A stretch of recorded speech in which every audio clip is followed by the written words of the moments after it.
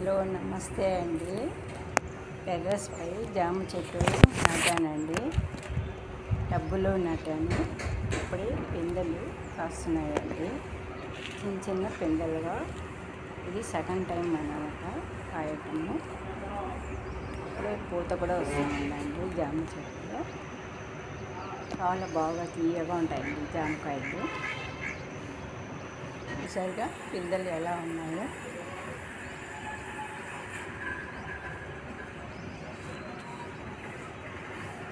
బాగా పెద్ద పెద్ద పండ్లు అవుతాయండి.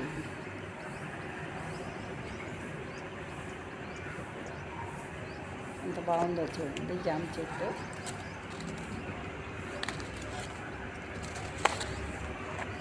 చూసారుగా పిందెలు ఎలా ఉన్నాయో.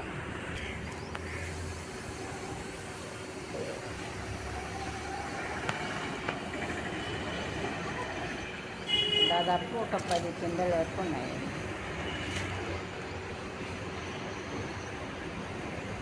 లైక్ చేసి సబ్స్క్రైబ్ చేయండి, షేర్ చేయండి, కామెంట్ చేయండి.